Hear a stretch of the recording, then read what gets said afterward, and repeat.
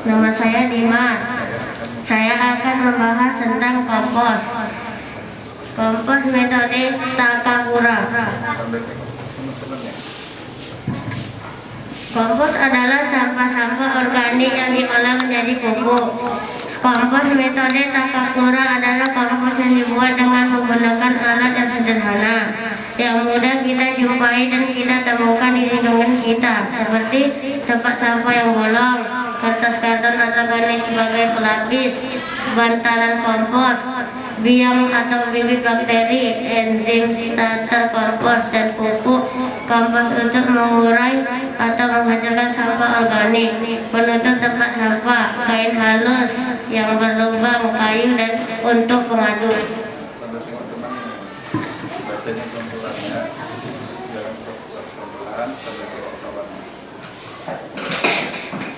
Kertas karton atau goni sebagai pelapis di bagian permukaan keranjang. Dan contohnya seperti itu. Karton, ada goni, dan biang atau bibit untuk mengurai sampah dan tanah. Contohnya seperti gambar itu. Biang bibit air pembuat bakteri mengurai sampah organik. Bahan pembuat bakteri manis. Hasil akhirnya bahan membuat bakteri asin.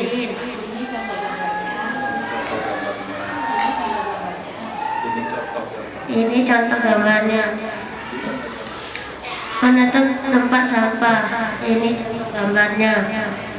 Kain halus yang berlubang. Ini contohnya. Kayu untuk pengaduk. Ini contohnya. Cara pembuatan pupuk kompos: siapkan wadah tempat sampah yang bolong. Lapisin kertas karton atau goni di pinggirannya agar tanah tidak keluar. Letakkan bantalan sekam atau kompos di bagian dasar keranjang, kemudian siram sedikit air enzim starter kompos manis dan asin. Letakkan tanah bubuk kompos di bagian bawah sebagai bakteri pengurai untuk sampah organik. Masukkan sampah organik sedikit demi sedikit. Aduk hingga rata dan tercampur semua. Letakkan bantalan sekam atau kompos di bagian atas dengan disiram sedikit starter kompos manis dan asin. Tutup wadah tersebut dengan kain halus dan tutup wadahnya dengan penutup. Kemudian bila ingin menambah sampah organik lagi, angkat bantalan komposnya dan masukkan sampahnya, lalu aduk kembali hingga rata. Kemudian letakkan bantalan kompos di atasnya lagi. Lakukan cara yang sama hingga wadah keranjangnya penuh. Step-step pembuatan kompos. Pertama, tutup keranjang sampah. Kain hitam berpori.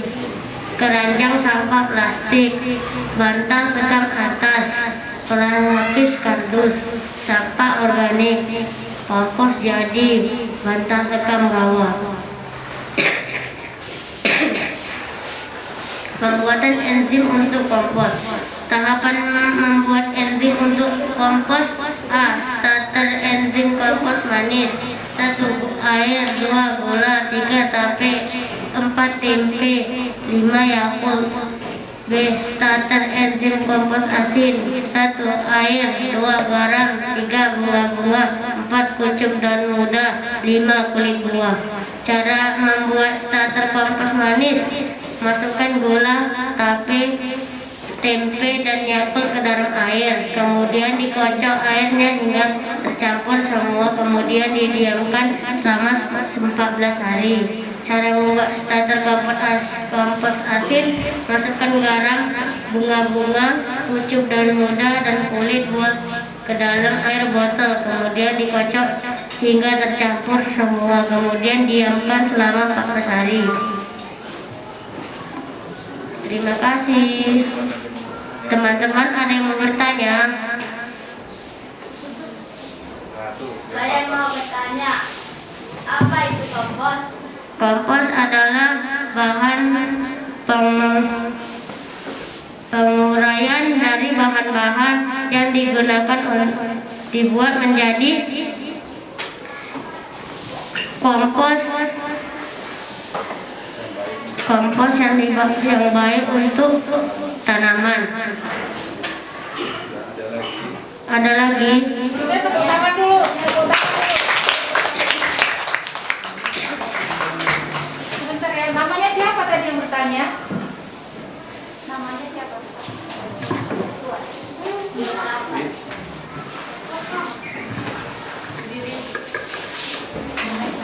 Yosafat.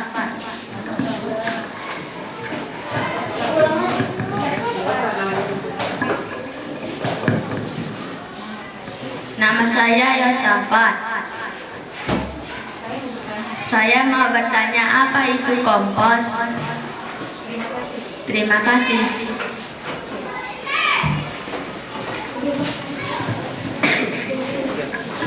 Sekali lagi ya.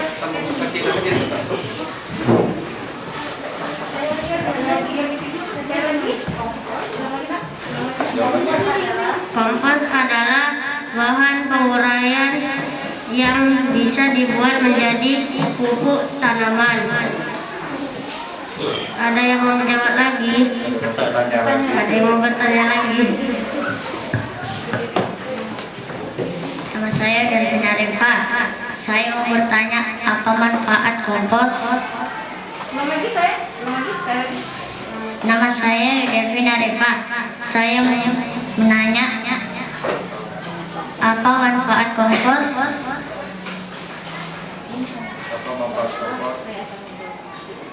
Baiklah, saya akan menjawabnya. Manfaat kompos adalah satu,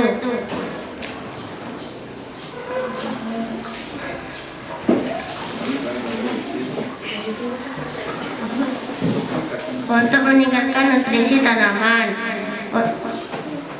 Dua,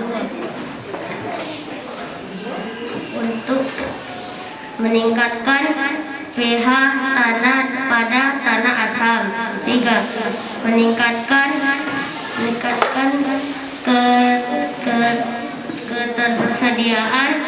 ketersediaan unsur mikro di dalam tanah. Apakah bisa dimengerti jawaban dari saya?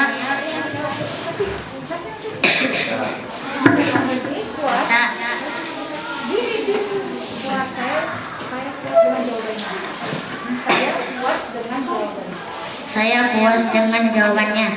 Tepuk tangan. Terima kasih. Apa ada lagi yang bertanya? Ada lagi yang mau bertanya? Jawab anak. Terima kasih sudah cukup. Ayo 1, 2, 3. Terima kasih, sudah cukup. Sama-sama. Baiklah. Sampai di sini presentasi saya. Terima kasih. Wassalamualaikum warahmatullahi wabarakatuh. Waalaikumsalam. Bagus. Good.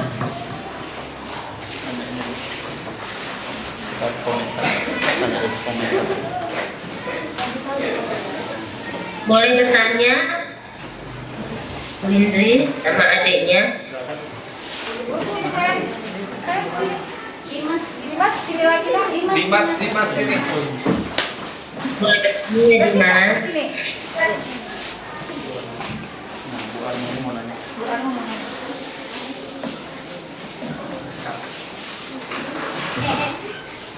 Iya. Ya, Bu Arman. Selamat pagi, Dimas. Pagi, Bu. Ya, ini saya kan bikin kompos di rumah, tapi setelah pembuatan kok ada bau ya, terus ada belatung. Kira-kira penyebabnya apa ya, Dimas? Kenapa bau dan kenapa ada belatungnya ya? Itu saja Dimas, makasih. Cara baiklah Ibu, saya akan mencoba menjawabnya. Begini Ibu, pertama, siapkan wadah tempat sampah yang bolong. Lapisin kertas karton atau goni di pinggirannya agar tanah tidak keluar. Letakkan bantalan sekam atau kompos di bagian dasar keranjang. Kemudian siram sedikit air enzim starter kompos manis dan asin. Kemudian letakkan tanah pupuk kompos di bagian bawah sebagai bakteri pengurai untuk sampah organik. Lalu masukkan sampah organik sedikit demi sedikit. Aduk hingga rata dan tercampur semua. Letakkan bantalan sekam atau kompos di bagian atas dan disiram sedikit starter kompos manis dan asin supaya tidak bau. Kemudian tutup wadah tersebut dengan kain halus dan tutup wadahnya dengan penutup agar tidak masuk belatung. Kemudian bila ingin menambah sampah organik lagi, angkat bantalan komposnya dan masukkan sampahnya. Lalu aduk kembali hingga rata. Kemudian letakkan bantalan kompos di atasnya lagi. Lakukan cara yang sama hingga wadah keranjangnya penuh, sehingga hasilnya bagus. Bagaimana Ibu? Kenapa kok ada belatung, ada ulatnya ya? Itu Dimas. Cara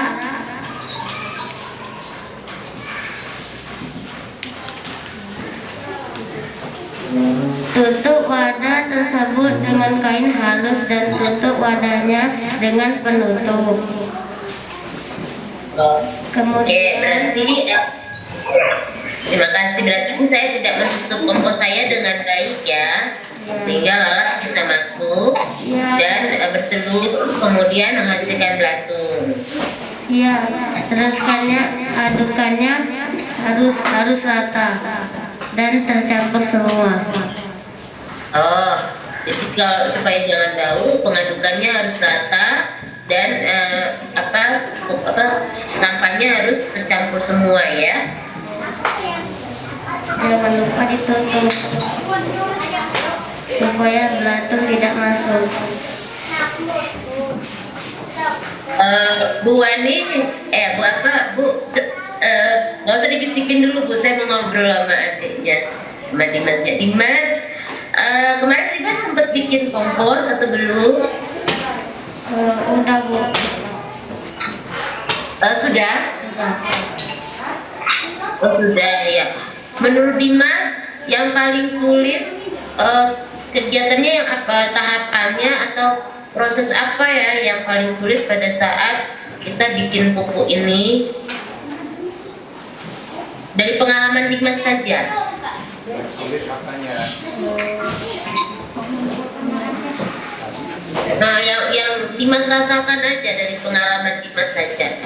Yang paling sulit. Yang sulitnya mengaduknya. Oh, Mengaduknya dan menjaganya. oh itu. Jadi kita harus konsisten untuk mengaduknya ya. Dan itu kadang sering lupa ya. Oke. Terus saya mau tanya, gimana hasil kompos yang kemarin Dimas buat? Apakah sudah jadi? Yang pernah Dimas buat? Udah jadi. Dan udah pernah dicoba ke bunga atau ke tanaman yang di rumah kah? Udah ditanam di sini. Oh, ditanam di sekolah. Hasilnya gimana menurut pandangan Dimas? Bunganya bagaimana jadinya sekarang setelah diberi pupuk kompos?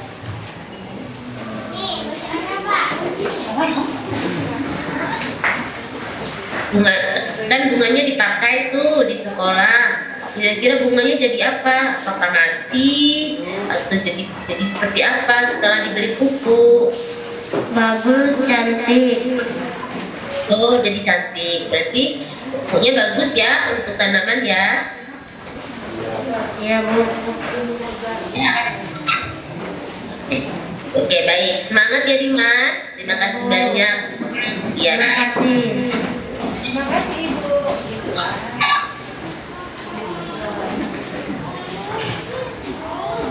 Itu saja Bu. Terima kasih. Aktivitasnya sudah ada pintar. Ada lagi Ibu.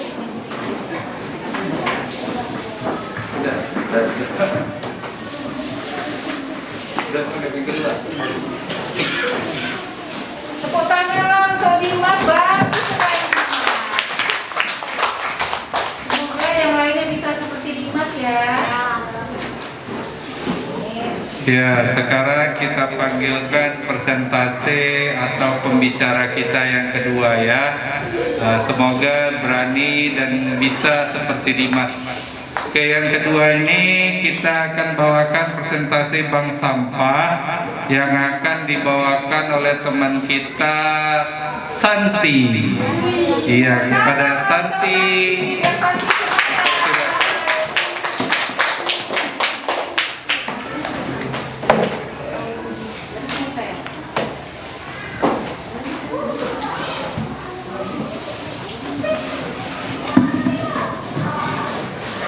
Selamat pagi Bu, nama saya Santi. Saya akan membawa presentasi tentang bank sampah. Belum kuat ya. Tengok kawannya sekali-sekali. Sambil baca. Ya. Bank sampah adalah suatu tempat yang digunakan untuk mengumpulkan sampah yang sudah dipilah-pilah.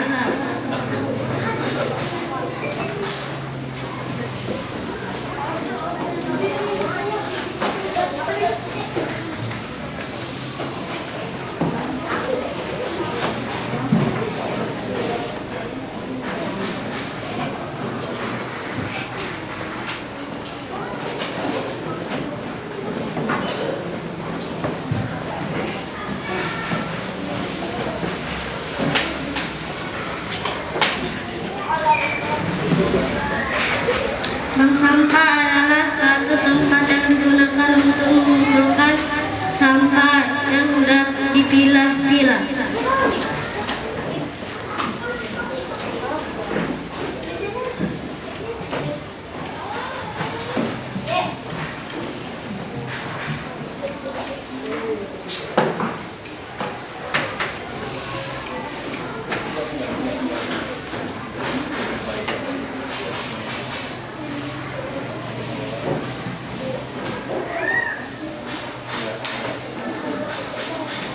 Jenis-jenis sampah yang diterima di bank sampah.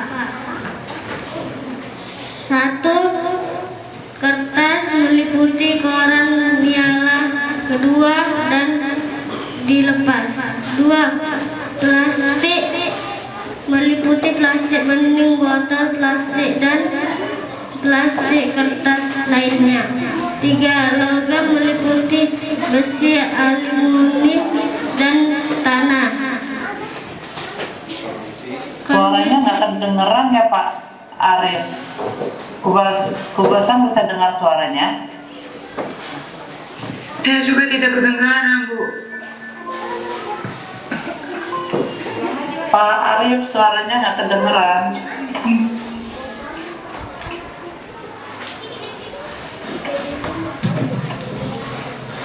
Oh.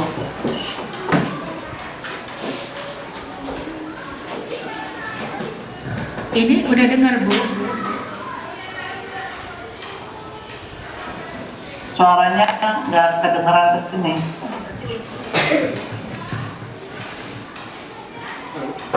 Ini Bu gimana Bu? Halo Ibu dengar? Belum. Gimana? Nah, mungkin tadi nggak nyambung. Ya, oke.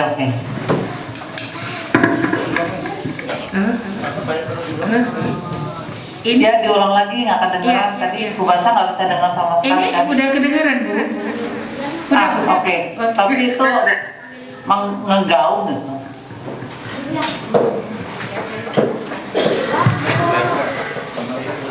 Nama saya Santi, saya akan membawa presentasi bank sampah.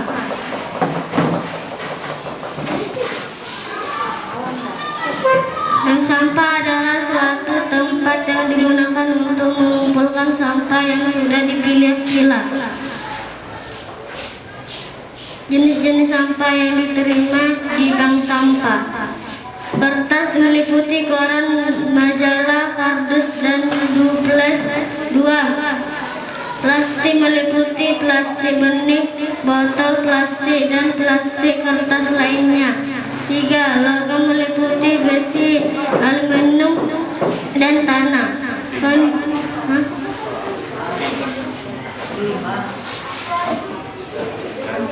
Dan 5. Kondisi atau keadaan sama yang restoran harusan dalam bersih dan utuh karena harga sampah dalam keadaan bersih dan utuh memiliki nilai ekonomi yang tinggi.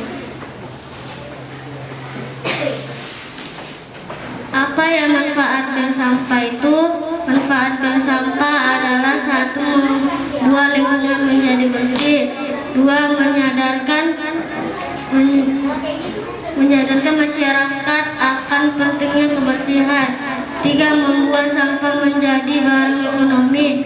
4. Menambah penghasilan uang saku siswa bila dibuat sekolah, dan menambah penghasilan masyarakat bila dibuat di lingkungan masyarakat.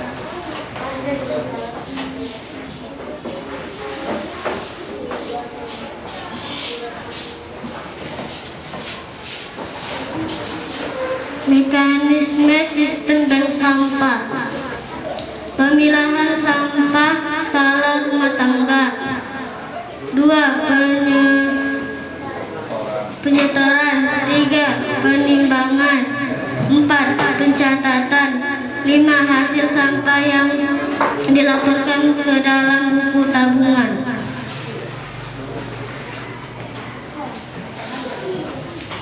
Dalam pelaksanaan minimal ada 3 macam buku yang dibuat oleh bank sampah, yakni buku registrasi, buku besar alimentasi, buku nasabah. Terima kasih, Bu. Teman-teman ada yang mau bertanya? Ini secara ngomongnya mereka. Rizky, Saya nanya apa? itu Rizky, berdiri Rizky. berdiri. Nama saya Rizky.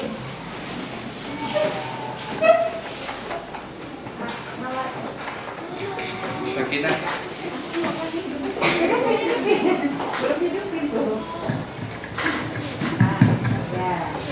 Nama saya Rizky. Saya mau nanya, apakah semua sampah bisa masuk ke lubang sampah?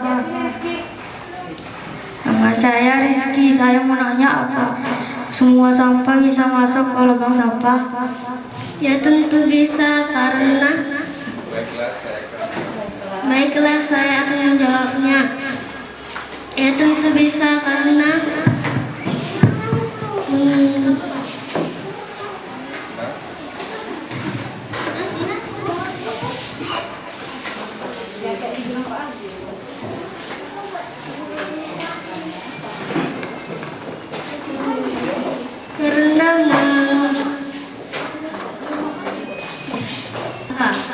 ada lagi, teman-teman ada lagi yang bertanya?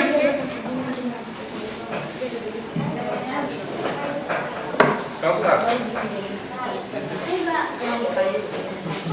Apakah air yang tentang bank sampah dan sampah? Yang bank sampah tadi mana?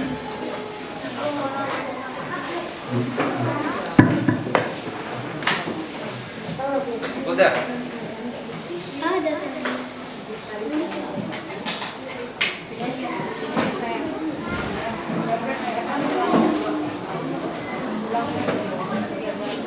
Boleh bertanya? Ya. Ini dia kok.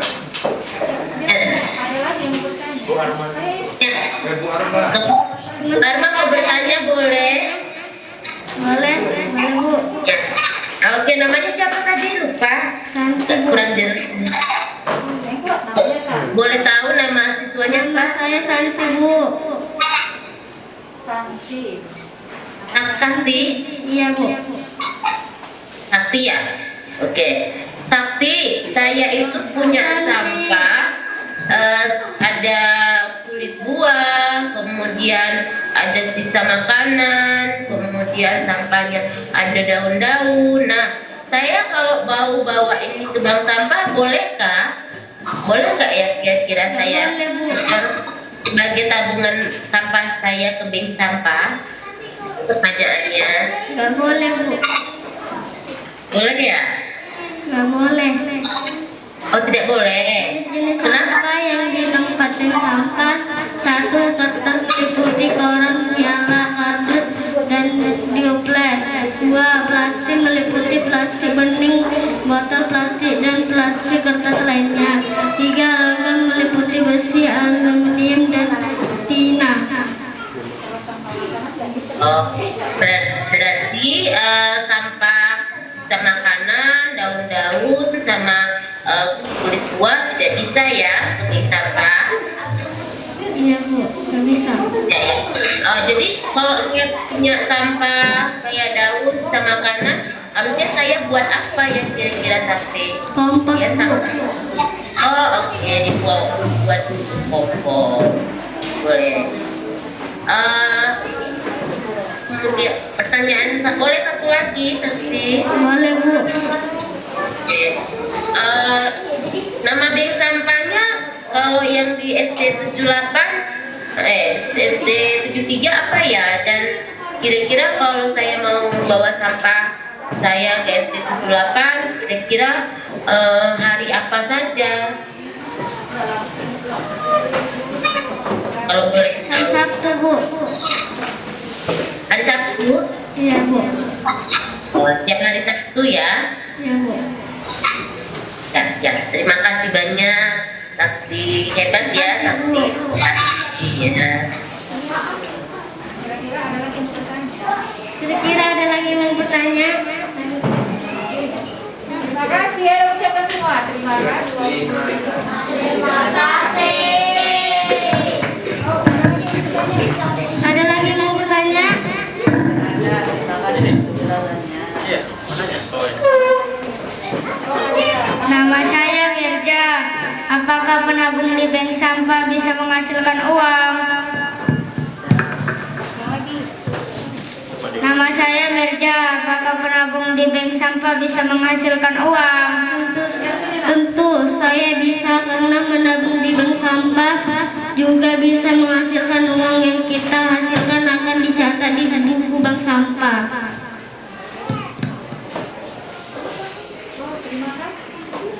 Terima kasih. Sama-sama. Tepuk tangan.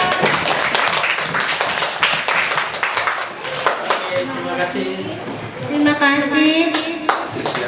Sekianlah presentasi saya bertambah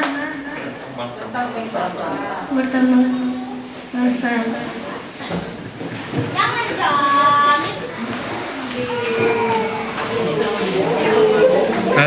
Itulah tadi. Nama saya Rofi Quraisihab. Nama saya Rofi Quraisihab. Saya akan membawakan presentasi tentang ujian pH air dan penyaringan air sederhana.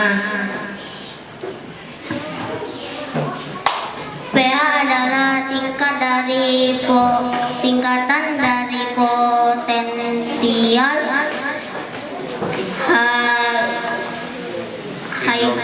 hidrogen. pH merupakan indikator tingkat asam atau basa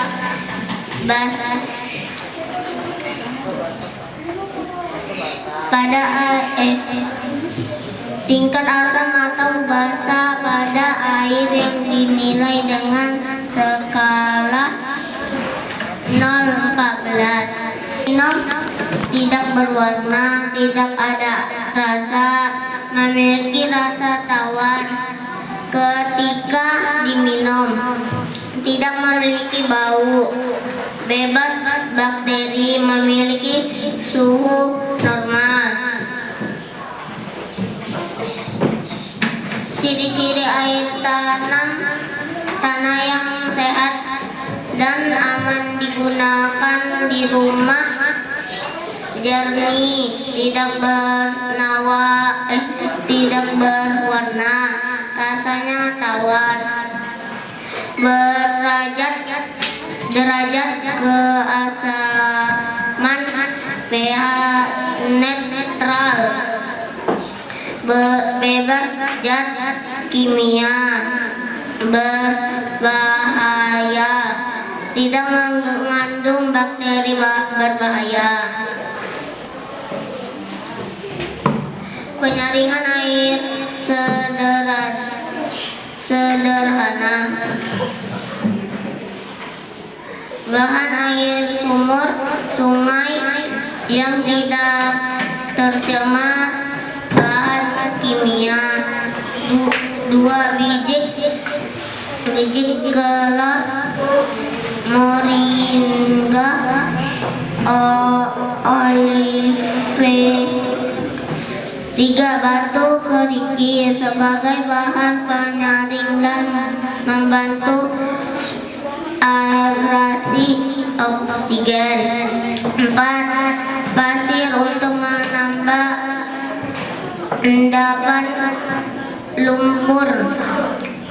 Arang sebagai penyerap partikel yang halus, menyerap bau dan warna yang terdapat di air.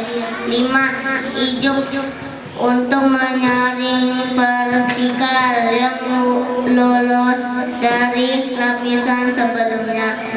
6 daun plastik gentok. 7 gentong besar. 8 pompong air. 9 pipa bambu. 10 keran air. 11 kasa nyamuk. 12 solasi paralon. Penyaringan air sederhana. Cara kerja: mempersiapkan bak penampung air. Buatlah keran pada ketinggian 10 cm dari bagian dasar untuk masing-masing drum. Cucilah bahan-bahan penyaring seperti batu, beri kerikil, arang, pasir, dan ijuk hingga benar bersih. Dikeringkan susulan bahan penyaring mulai dari bagian dasar ke atas. Drum kedua berturut-turut seperti di gambar. Ingat, dalam penyusuannya harus rapat dan merata. Jangan sampai ada rongga antar lapisan. Terima kasih. Teman-teman ada yang mau bertanya?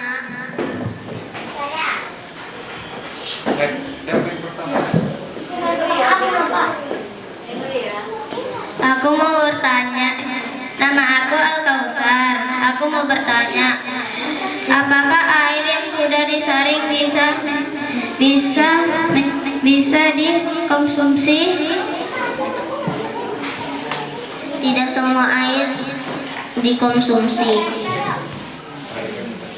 Air yang bisa dikonsumsi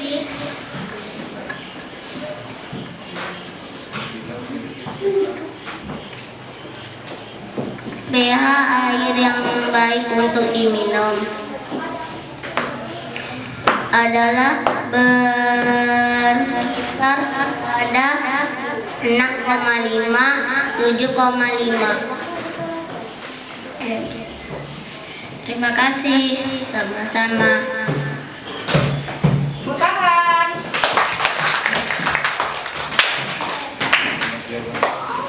Ada lagi yang bertanya? Ada lagi yang bertanya? Nama saya Tiara, saya mau bertanya, apakah semua jenis air bisa dikonsumsi?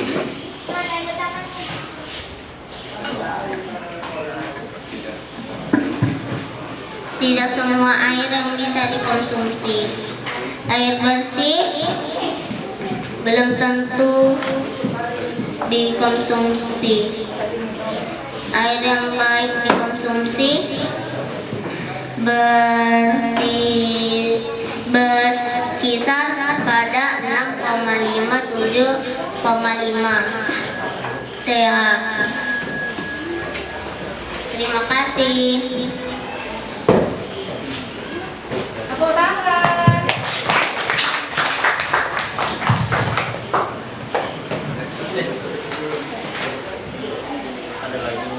Masih boleh bertanya, nak? Boleh, Bu. Waktu kemarin kan kita ada uji air dari sungai kan, ambil air dari Sungai Deli. Nah, kemarin itu waktu diuji kan, kira-kira hasilnya itu menurut tentu namanya tadi saya lupa. Topik ya? Topik, Bu. Topik. Oke, menurut Topik, waktu kita ambil kemarin air dari Sungai Deli, kan kita pertemuan sebelumnya tuh kan ada tuh ambil air dari Sungai Deli. Nah, dari hasil kita uji pH-nya itu, kira-kira air Sungai Deli ini bisa kita minum nggak ya? Itu pertanyaannya. Enggak, Bu. Oh, nggak bisa ya? Kenapa? Kan sama-sama air. Karena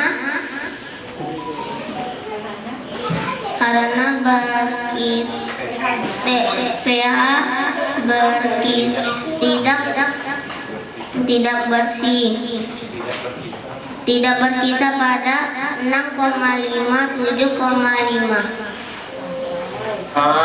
Oh ya, berarti kita nggak bisa minum karena pH-nya bukan pH yang baik untuk air minum ya? Iya. Oke, pertanyaan kedua. Tadi kan waktu Taufik sampaikan mau nyaring air, kan tadi dibilang batu-batunya, pasir-pasirnya harus dicuci dulu. Memangnya kenapa kok kita harus cuci? Apakah kita tidak bisa langsung taruh saja ke tempat penyaringannya? Kan nanti disiram air kan dia keluar juga. Kenapa kalau kita harus cuci dulu? Supaya bersih, Bu. Supaya bersih ya. Baik. Nah, yang terakhir, kalau di rumahnya Taufik itu pakai air apa minumnya? Air keran, air sumur, Air keran. yang di rumahnya air keran ya? Air dari sumur bor atau air dari air pump atau dari sumur yang diambil pakai gayung itu, pakai apa? Pakai timba? Boleh tahu nggak? Sumur.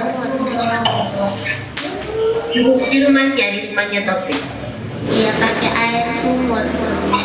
Oh, pakai air sumur. Nah, kalau di rumah Taufik itu air sumurnya apakah boleh Taufik cerita air sumur di rumah Taufik itu warnanya seperti apa, baunya seperti apa, kemudian warna, bau, terus rasanya kayak apa? Boleh diceritakan sama kami semua kalau yang di rumah Taufik?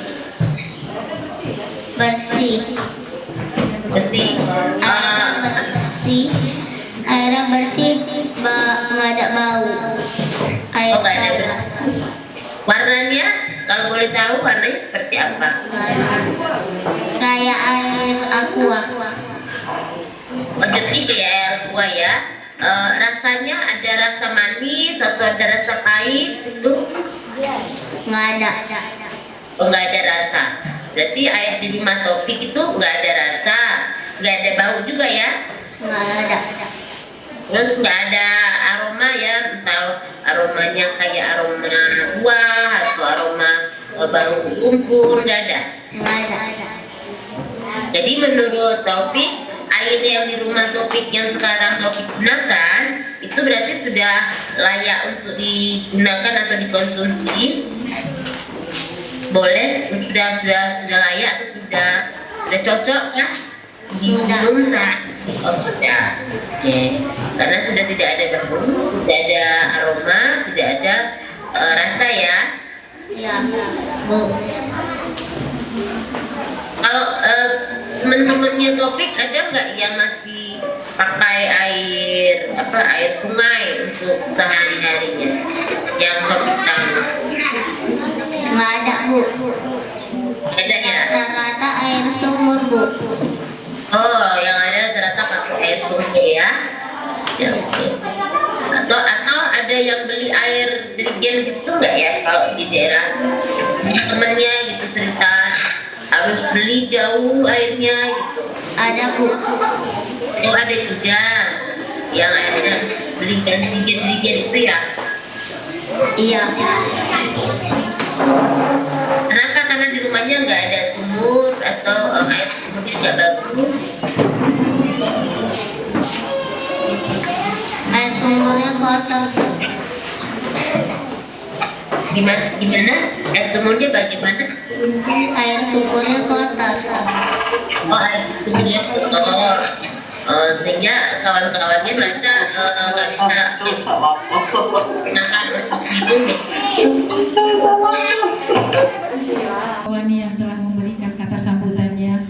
Terima kasih juga saya ucapkan kepada siswa-siswi kami yang sudah melakukan presentasi di hadapan kita bersama. Semoga apa yang dipresentasikan tadi bisa diamalkan, bisa dilaksanakan di kehidupannya sehari-hari, bukan hanya di sekolah ini, tapi di rumahnya juga.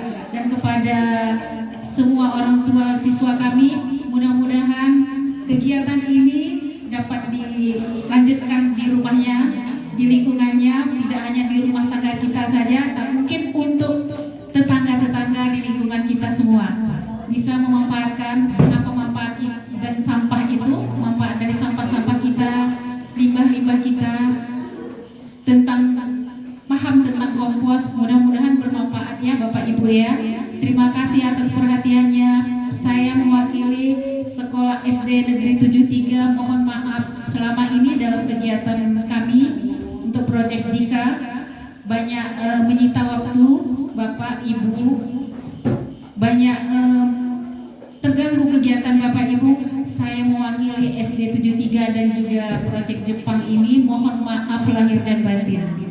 Dan kepada Allah saya mohon ampun dan saya mohon maaf atas cara saya berbicara, cara saya bersikap. Saya mohon maaf lahir dan batin dan kepada Allah saya mohon ampun. Terima kasih. Wabillahi taufiq wa hidayah.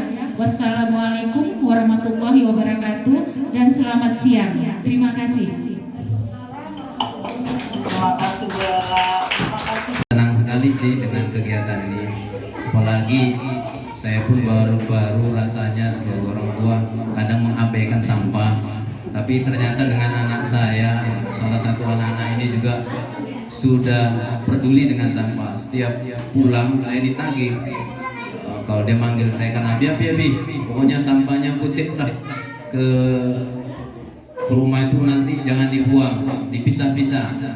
Saya pun tidak paham dengan maksudnya, ternyata sedikit banyaknya walaupun tadi penuturan anak kami kurang memahami, tapi jujur dia sedikit banyaknya tentang penguraian menjalani setiapnya dia tahulah sedikit banyaknya bahwa sampah itu tidak dijadikan sampah, tapi sampah itu dijadikan kebutuhan untuk konsumsi sebagai kehidupan yang sehat.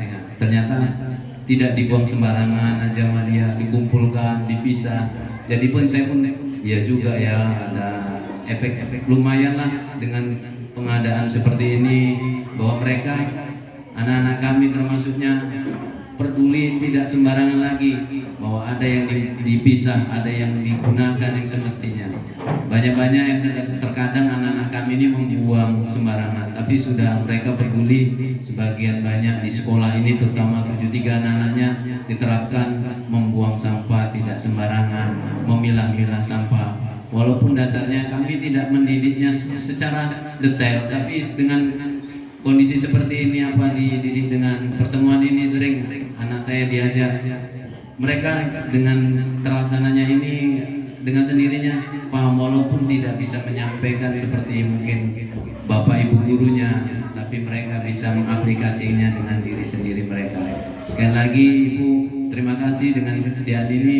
Kami ucapkan banyak-banyak terima kasih. Moga ini berjalan dengan baik, moga ini bisa dicontoh kepada teman-teman lain, walaupun tidak sekolah di sini, yang mungkin putus sekolah bisa dia mengarahkan, walaupun sedikit secara, tapi saya yakin anak-anak kami pasti bisa melebihin kami. Terima kasih sekali lagi. Mungkin ini yang bisa saya sampaikan, Bu.